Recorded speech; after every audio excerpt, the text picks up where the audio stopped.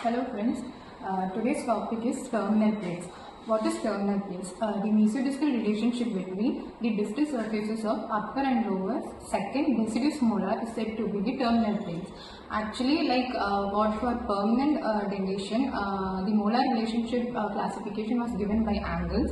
In the same way, for primary dentition, the molar relationship classification was given by Baum's. So it is basically known as Baum's classification, and there are three basic classification, that is flush terminal plane, mesial step terminal plane, distal step terminal plane. These terminal planes give a basic idea about how the dentition will be presented and how the molar relationship will be presented in permanent dentition. Flush terminal plane. The basic feature of a deciduous dentition is the flush terminal plane, which means that the distal surfaces of both upper and lower second deciduous molars are in the same vertical plane. In flush terminal plane, what happens is the erupting first permanent molar usually erupts in end-on relationship or flush terminal relationship.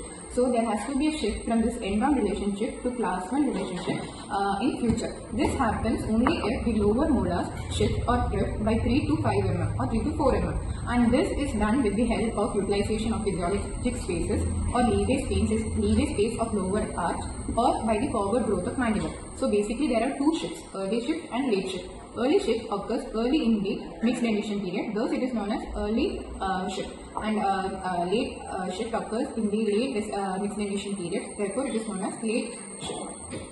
Early shift.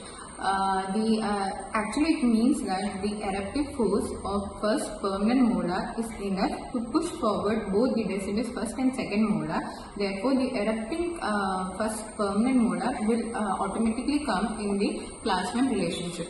And late shift occurs in cases where the child lacks the primate spacing. In this case, the eruptive force is not sufficient to push forward the deciduous first and second molars.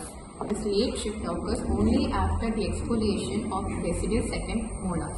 In that case, after the exfoliation of deciduous second molars, this permanent first molar drift mesially thus comes into an class 1 molar relationship. Now the second one is mesial step terminal plane. As the name suggests, mesial step, that means the lower second deciduous molar is more mesial to that of the upper second deciduous molar. This is the basic idea. And in the same way, distal step terminal plane refers to the condition in which the lower second deciduous molar is more distal as compared to that of the upper second deciduous molar. As I said, in mesial step terminal plane, the erupting first permanent molar will initially be in the class 1 relationship, molar relationship. But we know that as the age increases, there is a forward growth of mandible. In the same way, the dentition also moves forward. In that case, in permanent dentition, it is seen that this usually leads to class 3 angles molar relationship. In distal step terminal plane, initially the tooth that is erupting, first permanent molar that erupts, will be in the class 2 molar relationship.